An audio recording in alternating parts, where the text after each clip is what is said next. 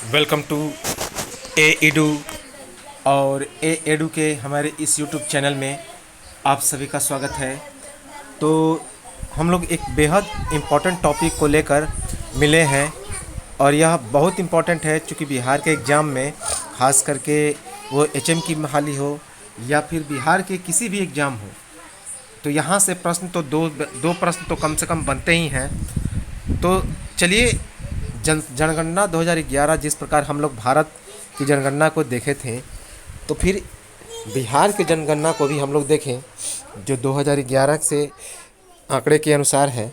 चूँकि अभी 2021 में बिहार की जनगणना या फिर देश की जनगणना अभी तक हुई नहीं है, तो इसीलिए जो भी प्रश्न बनेंगे इसी 2011 से ही बनेंगे। जैसे ही 2021 का जो जनगणना आता है तो उसके बाद ये आंकड़े बदल जाएंगे। उसके बाद हम लोग 2021 के जनगणना को देखेंगे। तो चलिए शुरुआत करते हैं इस बिहार के जनगणना को। बहुत इम्पोर्टेंट टॉपिक है बिहार। तो बिहार जनगणना 2011 कहाँ की? बिहार की। वेरी वेरी इम्पोर्टेंट है। 2011 की बिहार की जनगणना है। सबसे पहले कि बिहार की जनसंख्या कितनी है। ये सारे आंकड़े 2011 के अनुसार हैं कि बिहार की जनसंख्या 10,10,40,99,452 याद रखेंगे, बहुत इम्पोर्टेंट है। 10,40,99,452 अर्थात 10, 40, 99, 452 ऐसे रूप में याद रखेंगे तो आसानी से याद हो जाएंगे। 10, 40, 99, 452। अगर ये राउंडिंग फिगर में देखा जाए तो 10.41 करोड़। तो दोनों आंकड़े याद रखेंगे, एक टोटल अंक और एक इस राउंडिंग फिगर में 10.41 करोड़। ये जो बिहार की जनसंख्या है ये भारत की कुल जनसंख्या का 8.6% है। तो ये बिहार की जो जनसंख्या है वह भारत की कुल जनसंख्या का 8.6% है। बहुत बहुत इम्पोर्टेंट है ये आंकड़ा। हम लोग भारत की जनसंख्या को देखे थे जो पूरे देश की जनसंख्या का, पूरे विश्व की जनसंख्या का 17.5% था। हम लोगों ने क्या देखा था कि जो देश की जनसंख्या है वह 1,41,08,00,000 और उसके बाद 8 लाख, उसके बाद समथिंग 977 था। तो कम से कम 1,41 करोड़ हम लोग याद रखेंगे। ये चीज़ें हम लोग देख चुके थे। और इस प्रकार बिहार की जो जनसंख्या है वह भारत की जनसंख्या का 8% है। पुरुष की बात की जाए कि बिहार में पुरुषों की संख्या कितनी है, तो प्रतिशत के हिसाब से 52.14% है। और अगर पूछा जाए कि पुरुषों की संख्या कितनी है, तो ये जो 10,40,99,452 है, इसका हम लोग आसानी से 52.14% निकाल देंगे तो ये पुरुष की जनसंख्या निकल जाएगी। और इसके बाद जितना आएगा इस आंकड़े में से पुरुष की जनसंख्या को माइनस कर देंगे तो महिला का जनसंख्या निकल जाएगा। तो एग्जाम में प्रतिशत ही पूछा जाता है, ये आंकड़े नहीं पूछे जाते हैं। हाँ, ये पूछा जाएगा कि ये बिहार की कुल जनसंख्या कितनी है। महिला की बात की जाए तो महिलाओं की जनसंख्या का प्रतिशत है 47.86। अगर पुरुष की जनसंख्या का प्रतिशत है 52.14%, तो उसे 100 में से माइनस करेंगे तो बाकी जो बचेगा वह महिलाओं की जनसंख्या है 47.86%। याद रखेंगे। जनसंख्या के मामले में बिहार का भारत में स्थान कौन सा है, तो तीसरा स्थान है। बहुत बहुत इम्पोर्टेंट है। अर्थात जनसंख्या के मामले में बिहार देश में तीसरे स्थान पर है। तीसरा राज्य है जहाँ पे मैक्सिमम जनसंख्या है। पहले नंबर पे कौन है, तो उत्तर प्रदेश। पहले नंबर पे उत्तर प्रदेश आता है और दूसरे नंबर पे महाराष्ट्र और तीसरे नंबर पे कौन आता है, तो बिहार आता है। तो जनसंख्या के मामले में पहले नंबर पे कौन आता है, उत्तर प्रदेश, दूसरे नंबर पे महाराष्ट्र और तीसरे नंबर पे बिहार आता है। अगर क्षेत्रफल की दृष्टि से देखा जाए तो बिहार में ओवरऑल 13वां स्थान है, लेकिन राज्यों में 12वां स्थान है। याद रखेंगे, राज्यों में 12वां और ओवरऑल 13वां स्थान है बिहार का, अगर क्षेत्रफल की दृष्टि से देखा जाए तब। वैसे तो क्षेत्रफल की दृष्टि से भारत में राजस्थान, उत्तर प्रदेश, महाराष्ट्र ये सभी बड़े राज्य हैं। सबसे बड़ा राज्य राजस्थान है। बिहार में जनसंख्या के मामले में प्रथम जिला कौन है? तो सर्वाधिक जो जनसंख्या है बिहार में कौन सा है? तो वो पटना जिला है। वेरी वेरी इंपॉर्टेंट, एग्जाम में ऐसे प्रश्न बनते हैं कि बिहार में जनसंख्या के मामले में सर्वाधिक जो है वह कौन सा जिला है? तो पटना है। और सबसे कम जनसंख्या किस जिले में है? तो शेखपुरा में। तो अंतिम स्थान पर शेखपुरा और पहले स्थान पर पटना, अर्थात सबसे कम जनसंख्या बिहार में शेखपुरा जिले में है और सबसे ज़्यादा पटना में। इम्पॉर्टेंट है। बिहार में ग्रामीण जनसंख्या की बात की जाए तो 88.7%। बिहार में ग्रामीण जनसंख्या कितनी है? तो 88.7% है। तो इसके बाद यदि पूछा जाए कि शहरी जनसंख्या कितनी है तो 100 में से इसे माइनस कर देंगे तो जो बचेगा वह शहरी जनसंख्या होगा, अर्थात 11.3%। वेरी वेरी इंपॉर्टेंट है, आंकड़े याद रखेंगे। 11.3% बिहार में शहरी जनसंख्या है और ग्रामीण जनसंख्या 88.7%। ये जो शहरी जनसंख्या है वह भारत में नीचे से बिहार का दूसरा स्थान है। नीचे से बिहार का दूसरा स्थान है।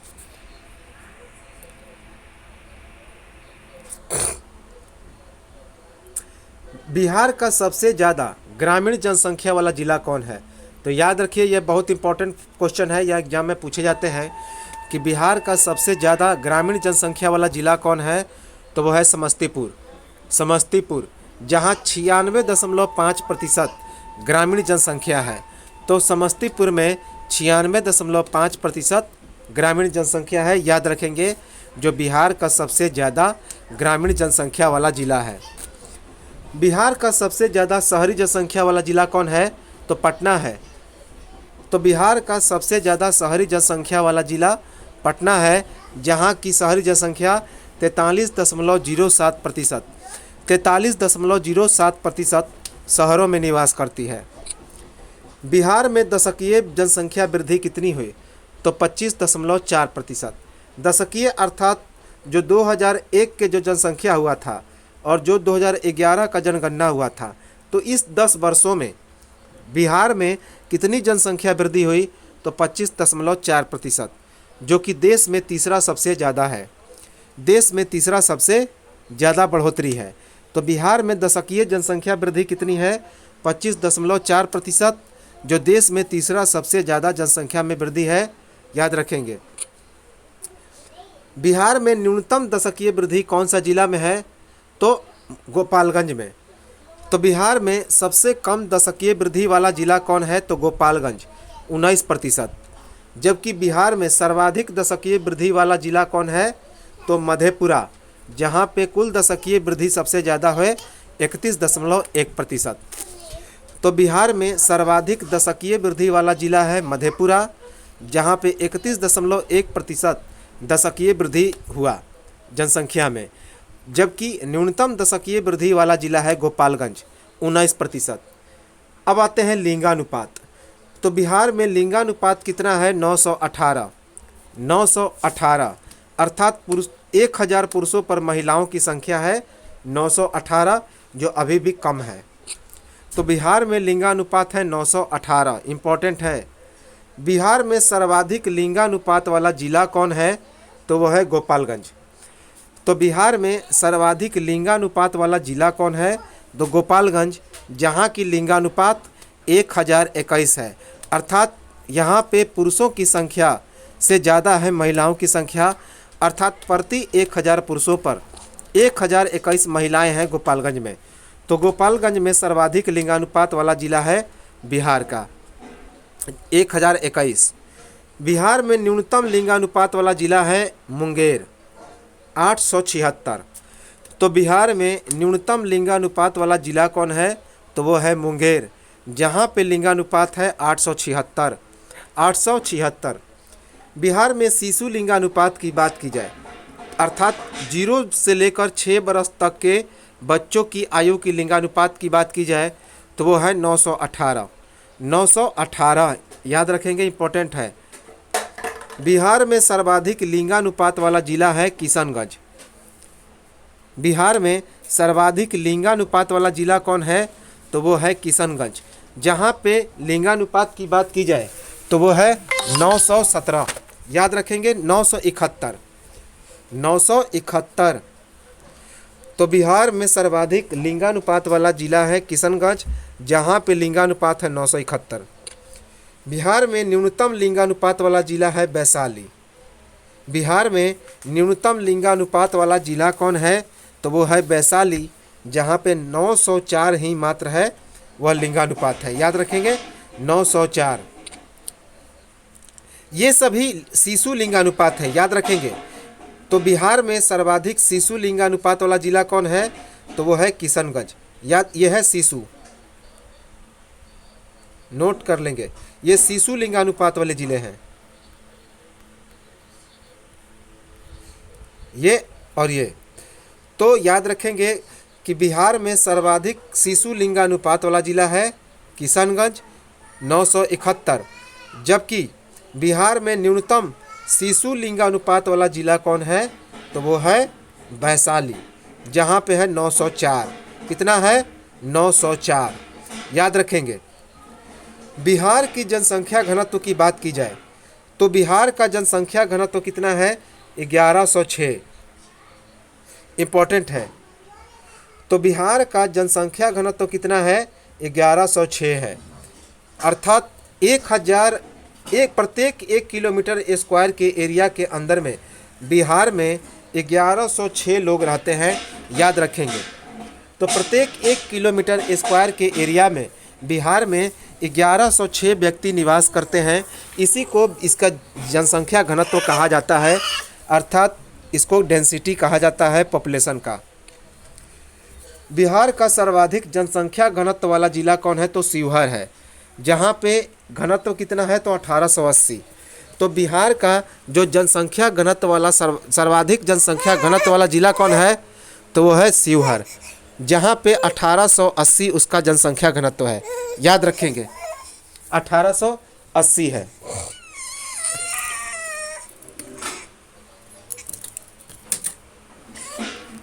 इसके बाद बात की जाए कि बिहार का न्यूनतम जनसंख्या घनत्व वाला जिला कौन है? तो वो है कैमूर। बिहार का न्यूनतम जनसंख्या वाला जिला कौन है? तो वो है कैमूर। कितना है? तो मात्र 488। 488, अर्थात प्रत्येक 1 किलोमीटर के स्क्वायर के अंदर में कैमूर में मात्र 488 लोग ही निवास करते हैं। इसके बाद देखा जाए तो बिहार की साक्षरता दर, बिहार की साक्षरता दर की बात की जाए तो 61.8% है। तो बिहार की साक्षरता दर कितनी है? 61.8%। बिहार का सबसे साक्षर जिला कौन है? तो वो है रोहतास, जहाँ पे साक्षरता दर 73.3% है। तो बिहार का सबसे साक्षर जिला कौन है? रोहतास जिला है, जहाँ पे साक्षरता दर 73.3% है। बिहार का सबसे कम साक्षर जिला कौन है? तो वो है पूर्णिया। तो बिहार का सबसे कम साक्षर जिला पूर्णिया है, जहाँ की साक्षरता मात्र 51.08% है। 51.08%। बिहार में पुरुष साक्षरता की बात की जाए तो वो है 71.2%। बिहार में पुरुष साक्षरता की बात की जाए तो वो है 71.2%। बिहार में सर्वाधिक पुरुष साक्षरता वाला जिला कौन है? तो वो है रोहतास। बिहार में सर्वाधिक पुरुष साक्षरता वाला जिला कौन है? तो वो है रोहतास, जहाँ पे 82.9% लोग पुरुष क्या हैं? तो साक्षर हैं। तो रोहतास में 82.9% लोग क्या हैं? तो साक्षर हैं, पुरुष। बिहार में न्यूनतम पुरुष साक्षरता वाला जिला कौन है? तो वो है पूर्णिया। तो बिहार में न्यूनतम पुरुष साक्षरता वाला जिला कौन है? तो पूर्णिया है, जहाँ पे साक्षरता की बात की जाए तो 59.1% ही पुरुष साक्षर हैं। 59.1%। बिहार में महिला साक्षरता की दर कितनी है? तो 51.5%। तो बिहार में महिला साक्षरता दर है 51.5%। अगर बात की जाए कि बिहार में सर्वाधिक महिला साक्षरता दर वाला जिला कौन है? रोहतास है। तो बिहार में सर्वाधिक महिला साक्षरता वाला जिला कौन है?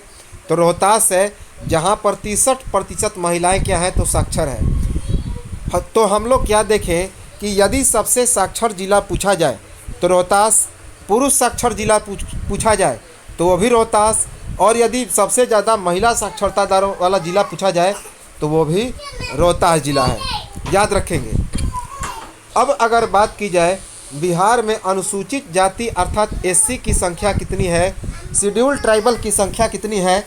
तो वो है 1.65 करोड़, जो कि भारत में तीसरे स्थान पर है।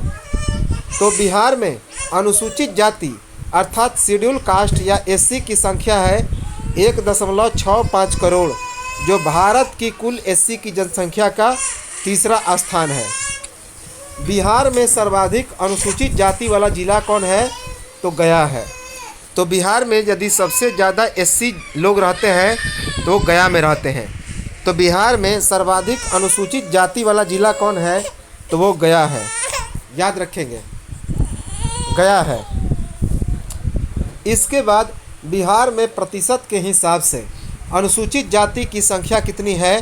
तो 15.9%, अर्थात बिहार की जनसंख्या का 15.9% केवल अनुसूचित जाति हैं, एससी हैं।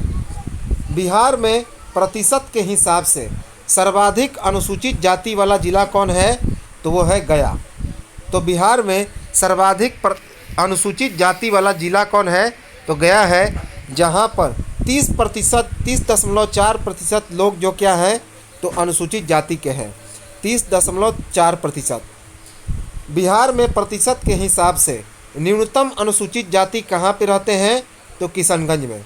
तो बिहार में प्रतिशत के हिसाब से सबसे कम अनुसूचित जनजाति कौन रहते हैं? तो वो किशनगंज जिला है, याद रखें, किशनगंज। बिहार में अनुसूचित जनजाति की संख्या कितनी है? तो 13.3 लाख, अर्थात बिहार में शेड्यूल ट्राइबल एसटी की संख्या कितनी है? तो 13.3 लाख। बिहार में सर्वाधिक अनुसूचित जनजाति वाला जिला कौन है? तो पश्चिम चंपारण, याद रखेंगे, पश्चिम चंपारण। बिहार में सर्वाधिक अनुसूचित जनजाति अर्थात एसटी वाला जिला है पश्चिम चंपारण। बिहार में सर्वाधिक अनुसूचित जनजाति प्रतिशत वाला जिला है पश्चिम चंपारण। पश्चिम चंपारण, जहां पे 6.4% जो हैं वे एसटी रहते हैं। तो बिहार में सर्वाधिक अनुसूचित जनजाति प्रतिशत वाला जिला कौन है? तो वो है पश्चिम चंपारण, जहां पे 6.4% लोग क्या रहते हैं? तो वो अनुसूचित जनजाति अर्थात एसटी के रहते हैं, इम्पोर्टेंट है।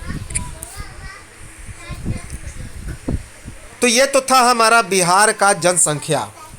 बिहार के जनसंख्या को हम लोग देख चुके हैं, बिहार के जनगणना को देख चुके हैं।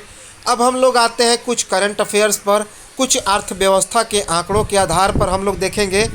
तो बहुत इम्पोर्टेंट है, कुछ आंकड़े हम लोग देखेंगे अर्थव्यवस्था के आधार पर।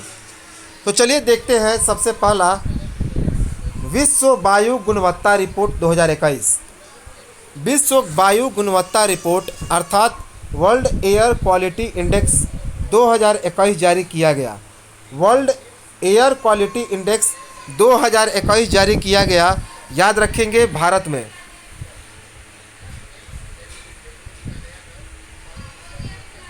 तो विश्व वायु गुणवत्ता रिपोर्ट जारी किया गया 2021 का भारत में। तो क्या क्या रिपोर्ट है, किसके द्वारा यह जारी किया गया? तो स्विस संगठन IQ एयर के द्वारा। तो सबसे पहले पूछा जाए कि यह किसके द्वारा जारी किया गया? तो स्विट्जरलैंड का एक संगठन है जिसका नाम है IQ एयर। IQ एयर, याद रखेंगे, उसी के द्वारा यह रिपोर्ट जारी किया गया। दुनिया के 15 सबसे प्रदूषित शहरों में भारत के कुल कितने शहर शामिल हुए? तो 10, याद रखेंगे, 10। तो दुनिया के 15 सबसे प्रदूषित शहरों में भारत के कुल कितने शहर शामिल हुए? तो 10। सबसे कम प्रदूषित देश कौन बना? तो न्यू कैलिडोनिया, जहाँ पे पीएम अर्थात पार्टिकुलेट मैटर, पीएम का मतलब होता है पार्टिकुलेट मैटर, अर्थात जो कंकड़ पत्थर होते हैं, आंकड़े होते हैं, उन्हें ही पीएम कहते हैं, जो वायुमंडल में मौजूद रहते हैं। तो सबसे कम प्रदूषित देश कौन बना? New Caledonia. न्यू कैलेडोनिया, जहाँ पे पीएम 2.5 लेवल कितना है? तो 3.8। 3.8। सबसे प्रदूषित देश की बात की जाए तो वो है बांग्लादेश। सबसे प्रदूषित देश की बात की जाए तो वह बांग्लादेश बना, जहाँ पे 76.9% क्या है? तो प्रदूषण है। 76.9%। यह पीएम 2.5 लेवल के हिसाब से यह प्रदूषण बताया गया इस स्विस संगठन IQ एयर के रिपोर्ट में। जबकि दूसरे स्थान पर रहा चाड। दूसरे स्थान पर रहा चाड, जहां पर 75.9, यह पीएम 2.5 लेवल के अनुसार जो प्रदूषण रहा 75.9। तीसरे स्थान पर पाकिस्तान रहा, जहां पर प्रदूषण लेवल रहा 66.8। 66.8। ये सभी आंकड़े पीएम 2.5 लेवल का है। पीएम 2.5 लेवल का है। तजाकिस्तान चौथे नंबर पर रहा, जहां पे पीएम लेवल है 59.4। पीएम लेवल है 59.4। जो कि बहुत इम्पोर्टेंट है, भारत का पूछा जाएगा तो भारत 5वें स्थान पर रहा इस रिपोर्ट में। तो इस रिपोर्ट में भारत 5वें स्थान पर रहा, जहां पे पीएम 2.5 लेवल कितना रहा? तो 58.1। 58.1 याद रखेंगे। सबसे प्रदूषित राजधानी की बात की जाए तो वह नई दिल्ली बना। सबसे प्रदूषित राजधानी नई दिल्ली बनाया पीएम 2.5 लेवल के अनुसार, जहां पे 85 रहा इसका प्रदूषण लेवल। कितना? 85। याद रखेंगे 85। इसके बाद बात की जाए तो दूसरे नंबर पे कौन रहा? तो ढाका रहा, जो बांग्लादेश की राजधानी है। बांग्लादेश की राजधानी ढाका दूसरे नंबर पर रहा। तीसरे नंबर पर रहा चाड की राजधानी अनजामना। तो तीसरे नंबर पर चाड की राजधानी अनजामेना रहा। सबसे प्रदूषित शहर की बात की जाए तो राजस्थान का भिवाड़ी शहर। तो इस IQ एयर क्वालिटी रिपोर्ट के अनुसार सबसे प्रदूषित शहर कौन रहा? तो राजस्थान का भिवाड़ी। याद रखेंगे, राजस्थान का भिवाड़ी। तो एक चीज़ तो देख रहे हैं कि प्रदूषण के मामले में भारत जो है वह शीर्ष पर पहुंच गया है, चाहे राजधानी के मामले में हो, चाहे शहर के मामले में। इन सब में भारत रिकॉर्ड बनाते चला जा रहा है। दूसरे नंबर पर यदि सबसे प्रदूषित शहर है तो वह उत्तर प्रदेश का गाजियाबाद। उत्तर प्रदेश का गाजियाबाद याद रखेंगे। अब है तीसरा राष्ट्रीय जल पुरस्कार दिया गया। तो तीसरा राष्ट्रीय जल पुरस्कार दिया गया, बहुत इंपॉर्टेंट है। कौन सा तीसरा? यह पुरस्कार 29 मार्च 2022 से लेकर 30 नवंबर 2022 तक दिया गया। तो यह जो पुरस्कार है, अर्थात यह जो राष्ट्रीय जल पुरस्कार है, यह 29 मार्च 2022 से लेकर 30 नवंबर 29 मार्च 2021 याद रखेंगे। इसे क्या करेंगे? इसे 29 मार्च 2000 यह जो पुरस्कार है 29 मार्च 2020 से लेकर, याद रखेंगे, 2020 से लेकर 30 नवंबर 2021 तक यह पुरस्कार, इसका आयोजन किया गया। यह जो जल मिशन है इसका आयोजन हुआ और इसी के दरमियान यह पुरस्कार वितरण किया गया। तो इम्पॉर्टेंट है, यह आंकड़ा याद रखेंगे। यह 29 नवंबर है। 29 मार्च से लेकर 30 मार्च, यह नवंबर को आप मार्च कर लेंगे। यह नवंबर क्या है? तो मार्च है। 29 मार्च 2022 से लेकर 30 मार्च 2022 तक यह राष्ट्रीय जल, यह जो शक्ति अभियान था इसकी यह चला और इसका इन्हीं 2 दिनों के अनुसार यह पुरस्कार का वितरण किया गया। तो 29 मार्च 2022 से लेकर कब तक? तो 30 मार्च 2022 तक। तो इसे आप लोग सुधार लीजिएगा कि यह जो पुरस्कार वितरण रहा 29 मार्च 2022 से 30 मार्च 2022 तक, याद रखेंगे। ये मार्च है, क्या है? तो मार्च है। पुरस्कार का वितरण किसने किया? तो भारत के राष्ट्रपति रामनाथ कोविंद ने। तो इस पुरस्कार को भारत के राष्ट्रपति रामनाथ कोविंद ने वितरित किया। यह जो सम्मान मिला राष्ट्रीय जल पुरस्कार कहाँ पे दिया गया, तो विज्ञान भवन नई दिल्ली में। तो यह पुरस्कार विज्ञान भवन नई दिल्ली में दिया गया। किस मंत्रालय के तहत इस पुरस्कार का वितरण किया गया, तो जल शक्ति मंत्रालय। तो इस पुरस्कार का वितरण जल शक्ति मंत्रालय के तहत किया गया। इम्पोर्टेंट है। यह अभियान कौन से कैंपेन के नाम से चलाया गया, तो इस अभियान को कैच द रेन कैंपेन 2022 के नाम से स्टार्ट किया गया। कैच द रेन कैंपेन 2022 के नाम से इसे चलाया गया। याद रखेंगे। यदि सबसे ज़्यादा पुरस्कार मिला तो वह किस जिले को मिला, तो उत्तर प्रदेश को। तो इम्पोर्टेंट है कि सबसे ज़्यादा पुरस्कार मिला उत्तर प्रदेश को, दूसरे नंबर पर राजस्थान को और तीसरे नंबर पर तमिलनाडु को। तो सबसे ज़्यादा पुरस्कार उत्तर प्रदेश को मिला, दूसरे नंबर पर राजस्थान को और तीसरा नंबर मिला तमिलनाडु को। इसमें सर्वश्रेष्ठ जिला किसे घोषित किया गया, तो उत्तर प्रदेश के मुजफ्फरनगर को। तो उत्तरी जोन में सबसे सर्वश्रेष्ठ जिला को का पुरस्कार किसे मिला, तो उत्तर प्रदेश का मुजफ्फरनगर। तो यदि बात की जाए कि उत्तरी जोन में सर्वश्रेष्ठ जिला का पुरस्कार किसे मिला, तो वह उत्तरी जोन में मिला उत्तर प्रदेश के मुजफ्फरनगर जिले को। याद रखेंगे, मुजफ्फरनगर उत्तरी जोन में। जबकि दक्षिणी जोन में बात की जाए तो दक्षिणी जोन में केरल के तिरुवनंतपुरम जिले को यह सर्वश्रेष्ठ जिले का पुरस्कार मिला। केरल के तिरुवनंतपुरम को।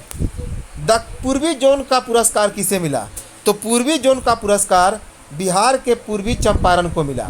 तो पूर्वी जोन का पुरस्कार बिहार के पूर्वी चंपारण को मिला। याद रखेंगे, जो इम्पोर्टेंट है कि बिहार के एग्ज़ाम के लिए तो काफ़ी इम्पोर्टेंट है। पश्चिमी जोन का पुरस्कार किसे मिला, तो मध्य प्रदेश के इंदौर को। तो पश्चिमी जोन का पुरस्कार मध्य प्रदेश के इंदौर जिले को मिला। जबकि उत्तर पूर्वी जोन का पुरस्कार यह असम के गोलपाड़ा जिले को मिला। तो याद रखेंगे, उत्तर पूर्वी जोन का सर्वश्रेष्ठ पुरस्कार असम के गोलपाड़ा जिले को मिला। अब अगर बात की जाए कि सर्वश्रेष्ठ ग्राम पंचायत का पुरस्कार किसे मिला, तो सर्वश्रेष्ठ ग्राम पंचायत का पुरस्कार उत्तर जोन में घसपत पंचायत को मिला, जो कि उत्तराखंड में पड़ता है। तो उत्तर जोन में उत्तराखंड के घसपत पंचायत को सर्वश्रेष्ठ ग्राम पंचायत का पुरस्कार मिला।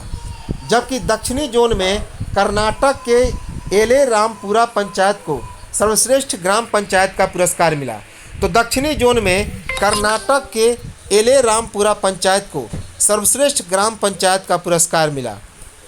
बात की जाए पूर्वी जोन के, तो पूर्वी जोन का सर्वश्रेष्ठ ग्राम पंचायत का पुरस्कार मिला तेलारी ग्राम पंचायत गया। तो बिहार के गया जिले का तेलारी ग्राम पंचायत, उसे पूर्वी जोन का सर्वश्रेष्ठ ग्राम पंचायत का पुरस्कार मिला। पश्चिमी जोन की बात की जाए तो पश्चिमी जोन में सर्वश्रेष्ठ ग्राम पंचायत का पुरस्कार गुजरात के तख्तगढ़ पंचायत को मिला। तो गुजरात के तख्तगढ़ पंचायत को पश्चिमी जोन का सर्वश्रेष्ठ ग्राम पंचायत का पुरस्कार मिला। जबकि उत्तर पूर्वी जोन का पुरस्कार किसे मिला, तो उत्तर पूर्वी जोन का पुरस्कार सियालसीर पंचायत मिजोरम को मिला। तो उत्तर पूर्वी जोन का पुरस्कार मिजोरम के सियालसीर पंचायत को सर्वश्रेष्ठ ग्राम पंचायत के रूप में चुना गया। अब है कि सर्वश्रेष्ठ शहरी स्थानीय निकाय का पुरस्कार किसे मिला, तो सर्वश्रेष्ठ शहरी स्थानीय निकाय का पुरस्कार मिला गुजरात के वापी जिले को। तो याद रखेंगे, सर्वश्रेष्ठ शहरी स्थानीय निकाय का पुरस्कार गुजरात के वापी को मिला। सर्वश्रेष्ठ मीडिया अर्थात प्रिंट मीडिया का पुरस्कार किसे मिला, तो मिशन पानी को नेटवर्क 18 की पहल करने के कारण। तो सर्वश्रेष्ठ मीडिया अर्थात प्रिंट एंड मीडिया का पुरस्कार मिला मिशन पानी को। क्यों? सर्वश्रेष्ठ नेटवर्क 18 की पहल करने के कारण। याद रखेंगे, नेटवर्क 18 की पहल करने के कारण मिला इसे पुरस्कार। यदि बात की जाए कि सर्वश्रेष्ठ विद्यालय का पुरस्कार किसे मिला, तो सर्वश्रेष्ठ स्कूल का पुरस्कार राजकीय कन्या उच्च माध्यमिक स्कूल कावेरी पट्टनम को मिला। कहाँ पे है? तो तमिलनाडु में। तो राजकीय कन्या उच्च माध्यमिक विद्यालय कावेरी पट्टनम जो कि तमिलनाडु में है, तो उसे सर्वश्रेष्ठ स्कूल का पुरस्कार मिला। सर्वश्रेष्ठ स्कूल का पुरस्कार मिला, याद रखेंगे। इसके बाद बात की जाए तो सर्वश्रेष्ठ धार्मिक संस्थान का पुरस्कार किसे मिला? तो माता वैष्णो देवी श्राइन बोर्ड जम्मू कश्मीर को। तो सर्वश्रेष्ठ धार्मिक संस्थान का पुरस्कार माता वैष्णो देवी श्राइन बोर्ड जम्मू को मिला। सर्वश्रेष्ठ उद्योग का पुरस्कार किसे मिला? तो Welspun India textile limited Gujarat को। तो गुजरात के वेलस्पन इंडिया टेक्सटाइल लिमिटेड को सर्वश्रेष्ठ उद्योग का पुरस्कार मिला। सर्वश्रेष्ठ एनजीओ अर्थात नॉन गवर्नमेंटल ऑर्गेनाइजेशन का पुरस्कार मिला coastal salinity prevention cell Ahmedabad को। तो coastal salinity prevention cell Ahmedabad को सर्वश्रेष्ठ एनजीओ का पुरस्कार मिला। सर्वश्रेष्ठ जल उपयोगकर्ता संघ का पुरस्कार किसे मिला? तो पंचगधिया MDTW हुगली पश्चिम बंगाल को। तो सर्वश्रेष्ठ जल उपयोगकर्ता संघ का पुरस्कार मिला पंचगधिया MDTW हुगली पश्चिम बंगाल को। CSR गतिविधि के लिए सर्वश्रेष्ठ उद्योग का पुरस्कार मिला ITC लिमिटेड कोलकाता पश्चिम बंगाल को। तो ITC लिमिटेड कोलकाता जो कि पश्चिम बंगाल की एक उद्योग है, उसे CSR गतिविधि के लिए सर्वश्रेष्ठ उद्योग का पुरस्कार चुना गया, याद रखेंगे।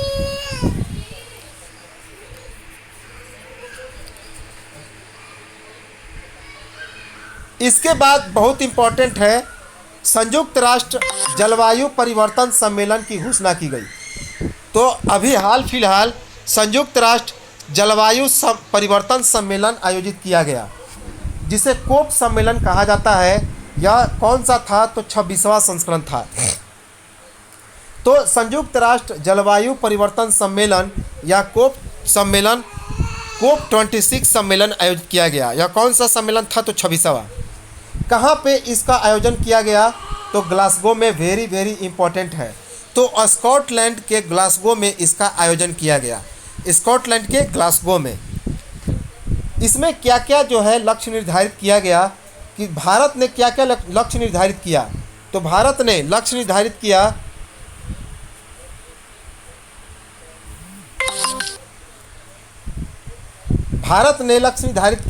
कि 2030 तक भारत में गैर जीवाश्म ऊर्जा क्षमता का 500 गीगावाट स्थापित किया जाएगा। तो भारत में 2030 तक 500 गीगावाट तक गैर जीवाश्म ऊर्जा का उत्पादन किया जाएगा, यह लक्ष्य निर्धारित किया गया। 2030 तक 50% ऊर्जा की ज़रूरत अक्षय ऊर्जा की पूर्ति की जाएगी। तो भारत ने लक्ष्य निर्धारित किया कि वर्ष 2030 तक 50% ऊर्जा की ज़रूरत अक्षय ऊर्जा की आपूर्ति की जाएगी। 2030 तक कार्बन उत्सर्जन में 1 बिलियन अर्थात 1 अरब टन की कमी आएगी। तो भारत ने 2030 तक यह लक्ष्य निर्धारित किया कि 2030 तक कार्बन उत्सर्जन में 1 बिलियन अर्थात 1 अरब टन की कमी आएगी। किसमें कमी आएगी? तो कार्बन उत्सर्जन में। 2030 तक कार्बन तीव्रता में 45% की कमी की जाएगी। तो 2030 तक कार्बन तीव्रता में 45% की कमी की जाएगी। 2070 तक नेट जीरो का लक्ष्य रखा गया है। तो भारत में 2070 तक नेट जीरो का लक्ष्य रखा गया है।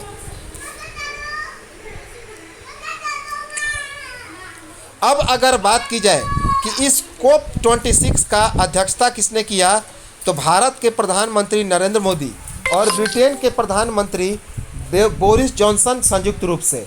तो इस सम्मेलन की अध्यक्षता किसने की? तो भारत के प्रधानमंत्री नरेंद्र मोदी और ब्रिटेन के प्रधानमंत्री बोरिस जॉनसन संयुक्त रूप से। इस किस पहल की शुरुआत की गई? तो वन सन वन वर्ल्ड और वन ग्रिड। तो इस सम्मेलन के अनुसार एक पहल की शुरुआत की गई जिसका नाम था वन सन वन वर्ल्ड और वन ग्रिड। याद रखेंगे, वन सन वन वर्ल्ड और वन ग्रिड इम्पोर्टेंट है। अंतर्राष्ट्रीय सौर गठबंधन पर 101वां हस्ताक्षर देश करने वाला बना अमेरिका। तो इस सम्मेलन के दौरान अमेरिका अंतर्राष्ट्रीय सौर गठबंधन पर हस्ताक्षर करने वाला 101वां देश बना। याद रखेंगे। तो अब तो 102वां देश भी हस्ताक्षर कर चुका है, बरबुडा और एक और शहर। COP27 2022 कहाँ पे आयोजित किया जाएगा? तो मिस्र की राजधानी काहिरा में। तो 2022 का जो कोप सम्मेलन अर्थात राष्ट्रीय जलवायु परिवर्तन सम्मेलन आयोजन होगा, जिसे COP27 नाम दिया गया है, तो वह मिस्र की राजधानी काहिरा में होगा। जबकि 2028 का कहाँ पे होगा? तो यूएई में। कहाँ पे? यूएई में, संयुक्त अरब अमीरात में। याद रखेंगे। अब है ब्लू फ्लैग प्रमाण पत्र दिया गया। तो ब्लू फ्लैग प्रमाण पत्र किसे दिया गया? तो याद रखेंगे, ये समुद्र तटों को दिया जाता है। तो ब्लू फ्लैग प्रमाण पत्र बहुत इंपॉर्टेंट है। 2 समुद्र तटों को दिया गया, एक कोवलम समुद्र तट जो कि तमिलनाडु में है, और दूसरा ईडन समुद्र तट जो कि पुडुचेरी में है। तो कोवलम समुद्र तट जो कि तमिलनाडु में है और ईडन समुद्र तट जो कि पुडुचेरी में है, इन्हें ब्लू फ्लैग प्रमाण पत्र प्रदान किया गया। इम्पोर्टेंट है। एक चीज़ और याद रखेंगे कि बिहार में अनुसूचित जनजाति का प्रतिशत कितना है? तो 1.3%। तो बिहार में अनुसूचित जनजाति का प्रतिशत कितना है? तो कुल जनसंख्या का 1.3% इम्पोर्टेंट है। तो ये तो था हमारा बिहार की जनगणना। और उसके बाद कुछ इम्पोर्टेंट सम्मेलन और घटनाएं घटी करंट अफेयर्स के अंतर्गत, उसे भी हम लोगों ने देख लिया। तो बहुत इम्पोर्टेंट है, इसे आप लोग बार बार रिपीट करके 2-3 बार देखेंगे तो दिमाग में फिट बैठ जाएगा। और बिहार के एग्ज़ाम में तो ये निश्चित तौर पे इनसे 2 प्रश्न बनते हैं, चाहे भारत की जनगणना हो या फिर बिहार की जनगणना हो। तो जुड़े रहें हमारे साथ और मिलेंगे हम लोग अगले वीडियो में कुछ और चीज़ों को लेकर। तब तक नमस्कार, जय हिंद।